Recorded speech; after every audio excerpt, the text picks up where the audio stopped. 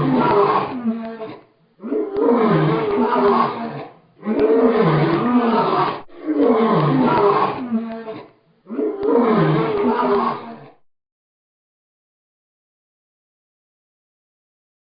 me take you back to the beginning, or the end, depending on your side of the story. She woke up while I was getting ready to work. I started the morning as she had every morning we started together.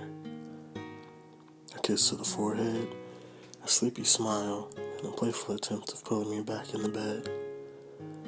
This was our thing.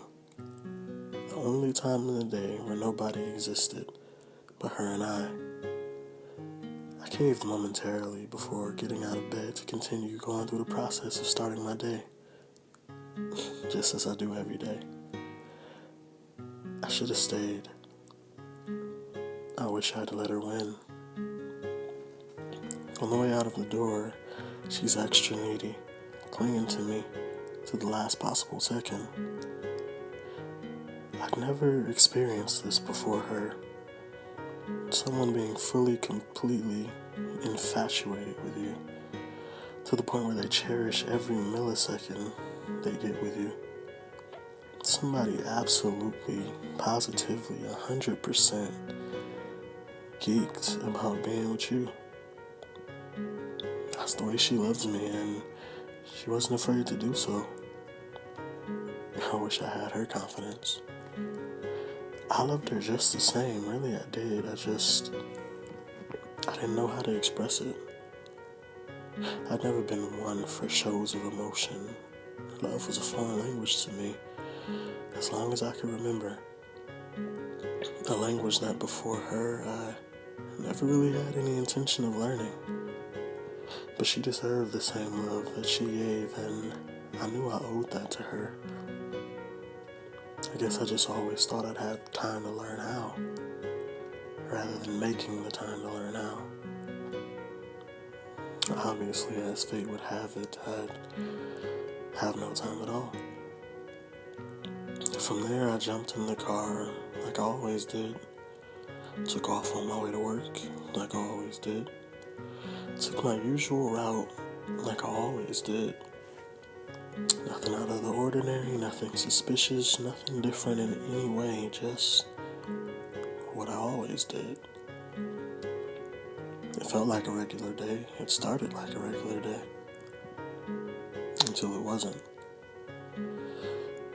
I pay close attention to detail in all things.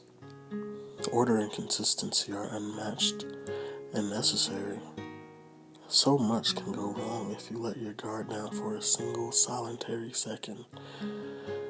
In the blink of an eye.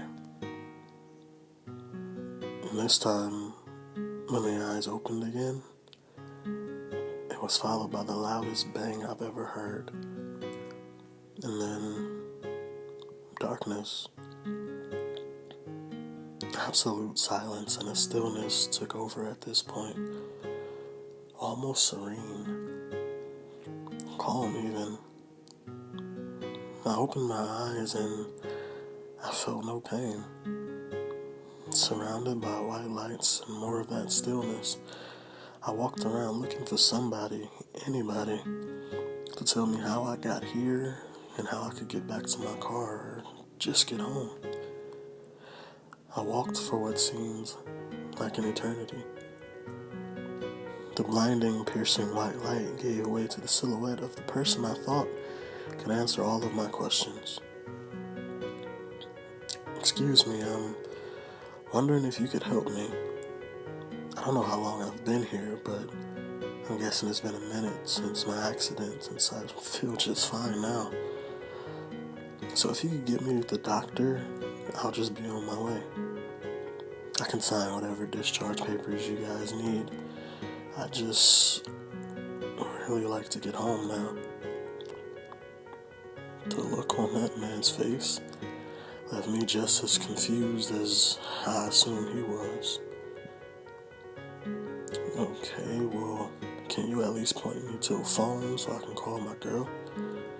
And she can come sign the discharge papers, I guess, if that's how you guys do it.